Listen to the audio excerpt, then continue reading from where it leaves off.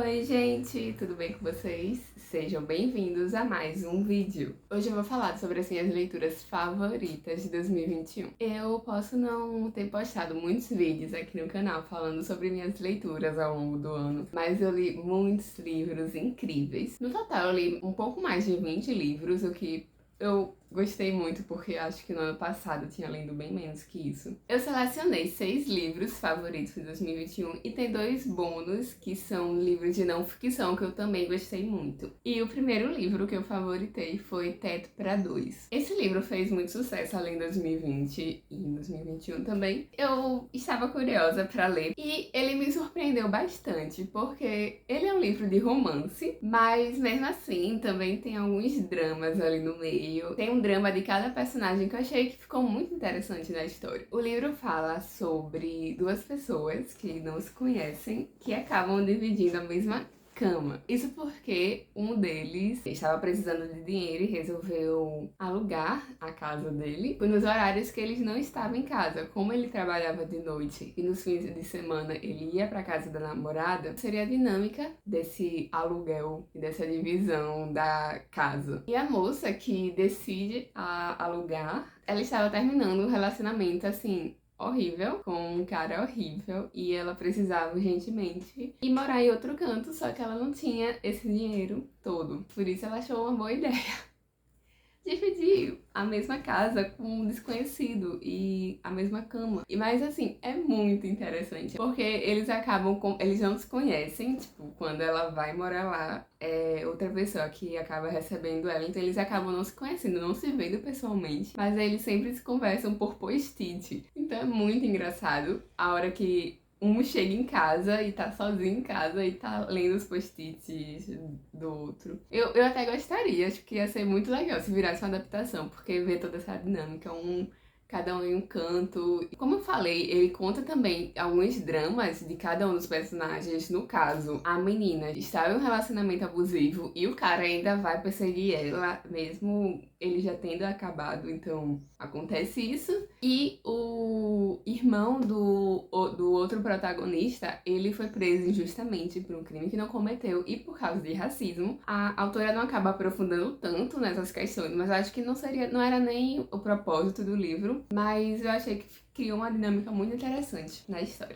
O segundo livro que eu tenho pra contar é o meu queridinho, o queridinho do TikTok, assim, ele bombou. Eu lembro que uma hora, um pouco depois de que eu terminei de ler o livro, tava um monte de gente que eu conheço lendo. Isso acho que tudo graças ao TikTok e várias pessoas comentando sobre o livro, que é Os Sete Maridos de Evelyn Hugo. Eu sou apaixonada por essa história, por esse livro. Eu sou apaixonada pela Evelyn Hugo. Assim, eu já adoro, já gostava muito desse universo que ela criou de pessoas famosas, porque eu tinha lido o livro Daisy Jones and the Six, que é da mesma autora. Então eu já estava bastante curiosa e animada para ler esse livro. Eu fiquei um pouco com medo, porque estava com tanto sucesso que eu fiquei, não sabia, já pensou se eu não gostasse do livro, mas eu acabei gostando.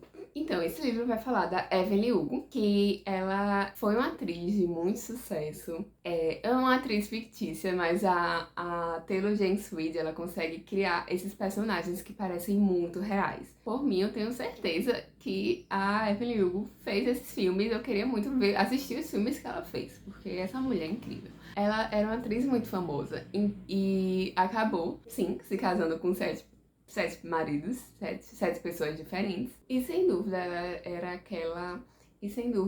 era aquela pessoa famosa que todo mundo gostava de fofocar sobre, criar especulações sobre a vida dela e a vida pessoal dela. E eu gosto muito também, como eu disse, a Taylor cria personagens muito reais. Então, a Evelyn Hugo é uma pessoa que ela fez muita coisa, algumas não tão boas assim, pra manter a carreira dela, para manter a família dela segura, para manter o que ela queria. E algumas coisas até que ela se arrepende no futuro. O livro é ela contando as memórias dela para uma jornalista, assim. Ela já está bem velhinha e está contando para essa jornalista que não é famosa e assim, esse é um dos segredos do livro.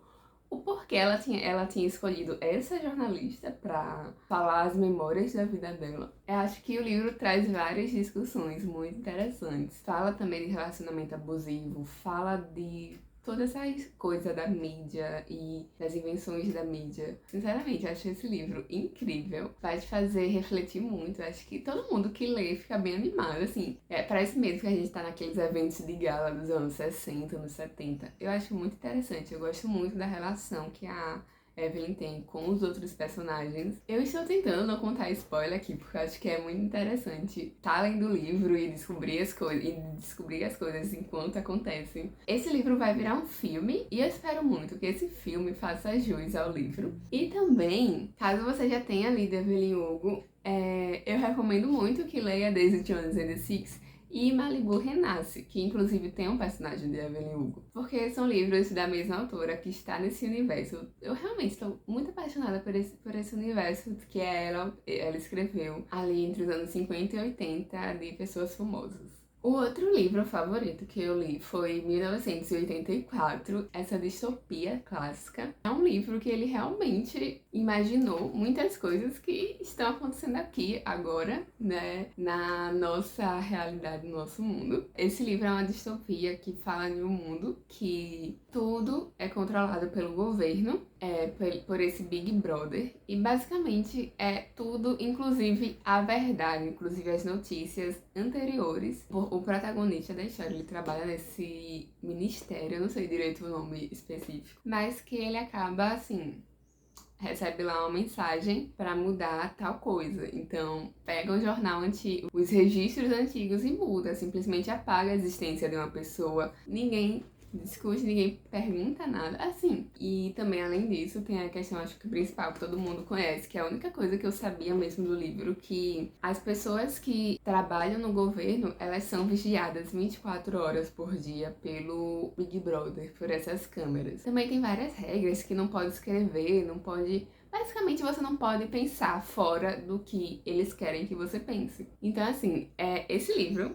eu até achei bastante pesado, porque parece que não tem esperança de como sair daquela situação. E, assim, muita coisa que eu via, nossa, é muito alerta do que a gente está vivendo hoje. Nessa questão que o pessoal fala da pós-verdade e das bolhas, que realmente tem pessoas que acreditam e parece que estão em um mundo paralelo. Não importa, parece que mesmo que esteja na sua frente aquilo, ela vai dizer que não, que aquilo é mentira. Então, assim, eu acho que é um livro que realmente faz refletir bastante. Tem a questão de que você não se apega a nenhum personagem. É tão vazio que realmente os personagens também são vazios. Não tem como você confiar em ninguém, não tem como nem no próprio personagem principal. Enfim, por sinal, eu gostaria de saber se você leu esses livros, o que você achou, então me conta aqui embaixo, tá? Outro livro que eu favoritei foi o livro Herdeiras do Mar. Eu acho que talvez seja o livro com a temática mais pesada, assim, dos meus favoritos. Esse livro eu li para o Clube do Livro da PAN, inclusive o meu depoimento sobre esse livro saiu na live da PAN, eu vou deixar aqui embaixo para quem quiser ver. Esse livro se passa na época da Segunda Guerra Mundial, em que soldados japoneses sequestravam mulheres coreanas, meninas e mulheres coreanas, para serem mulheres de consolo, de conforto, não sei direito o termo, que basicamente eles estupravam elas e eles realmente se achavam no direito de fazer isso. E a protagonista desse livro, desde pequenininha, ela sabia que era pra ficar longe desses soldados. Ela vive na ilha de Jeju. Ela faz parte de uma comunidade de mulheres que elas são muito independentes. Elas são pescadoras, elas nadam bastante e é muito interessante essa relação que elas têm com a água. E basicamente um dia que ela tá indo pescar com a mãe e a irmã, para salvar a irmã, ela acaba sendo levada por soldados japoneses. E assim, só de você saber dessa sinopse, você já sabe que o livro é muito pesado. Mesmo assim, a leitura dele é muito fluida e mesmo você é pesado, mas você realmente quer saber o que vai acontecer. E o livro, além de falar essa visão da Hannah, que é essa menina que vai ser sequestrada, também fala a visão da irmã dela, só que já velhinha nos anos de hoje, que ela ainda está procurando a irmã. Tem toda essa coisa que ela nunca contou para a família, para os filhos dela, o que realmente aconteceu E é muito interessante também porque mesmo quem ficou lá também passou por muita coisa, porque a Coreia, depois da Segunda Guerra Mundial, teve a Guerra das Coreias e teve outras coisas também. Teve tantas outras coisas que aconteceram, tantas violências e violências principalmente com mulheres. Eu realmente não sabia de toda essa história. E tem muita coisa ali da metade pro final que eu senti muito, foi a liberdade poética da autora fazer. E que eu realmente gostei muito disso. Eu vi algumas pessoas reclamando na live da Pan, porém, pra mim eu achei que fez o maior sentido com a história. A autora até fala que talvez não fosse o final que as vítimas realmente tiveram, mas que ela não conseguia dar esse final pra Hannah. E tanto é que eu me emocionei até lendo a nota da autora no final do livro. Esse livro é muito forte e eu realmente recomendo. E vale muito a pena a gente conhecer essa história, porque inclusive até hoje o Japão não reconhece esse crime. Tem poucas sobreviventes ainda vivas e elas merecem isso, sabe? O quinto livro foi Um Lugar Bem Longe Daqui. Esse é um livro que talvez possa começar ali um pouco lento, mas sinceramente, mesmo assim, é um livro que me prendeu muito. Ele fala sobre a Kaya, ou a Kia. Ela mora no pântano, que é basicamente o local onde os moradores mais esquecidos, mais pobres, vivem dessa cidade, mas é uma região mais afastada, que não tem as mínimas condições humanas de sobrevivência. Aos poucos, cada pessoa da família dela vai abandonando ela. A mãe dela vai embora quando ela tem 7 anos, porque o pai dela era muito abusivo com a mãe dela. Logo após, os irmãos vão embora e eu acho que o pai é um dos últimos a assumir praticamente, quando ela tem mais ou menos, acho que uns 10 anos. Ela é uma menina que ela nunca foi pra escola e, nossa, de verdade, eu só queria, lendo o livro, eu só queria dar um abraço nela, proteger ela. E nesse livro você vai acompanhando o crescimento dela. E mesmo ela nunca tendo ido na escola, ela é muito inteligente. E quando ela tem a chance de ler e de aprender mais sobre o pântano e os animais que existem lá, ela desabrocha e acho é um livro muito bom. Esse também é um livro que a autora me fez de trouxa, porque eu realmente não esperava o que iria acontecer no final. Mesmo assim,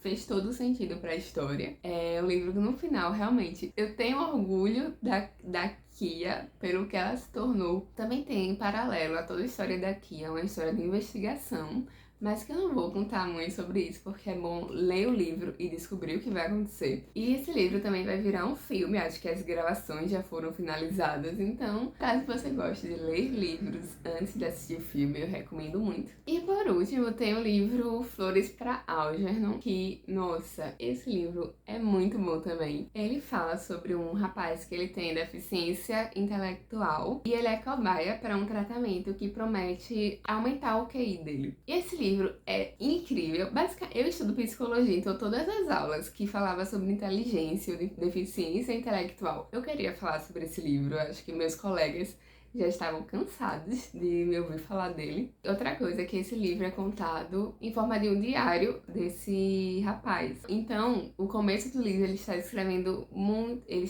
com vários erros de ortografia e é muito interessante ver essa evolução dele. E eu acho que faz a gente refletir muito.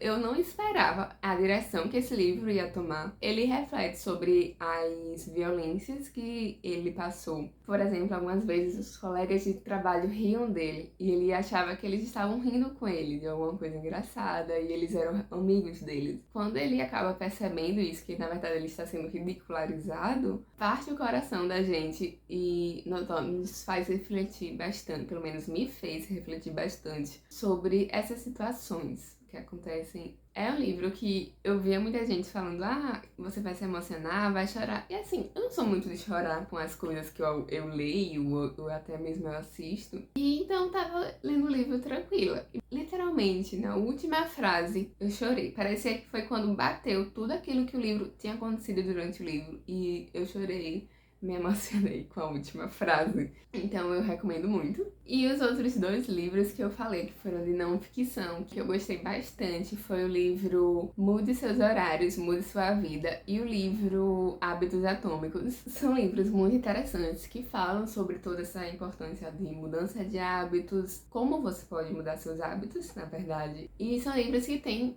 muitas referências científicas, mas fala para um público mais leigo e que eu acho muito interessante. Então, se você também gosta desse assunto, tem interesse, eu recomendo muito. Eu pretendo fazer um vídeo só falando sobre esses 2 livros. Se você quer ver esse vídeo, me conta aqui embaixo pra eu saber. Me conte também o que você achou desses livros que eu falei aqui. Se você gosta muito de ler, mas não tem dinheiro pra comprar todos os livros que você quer, assista esse vídeo aqui que eu falo dicas de como comprar livros mais baratos. Se inscreva no meu canal. E é isso. Tchau!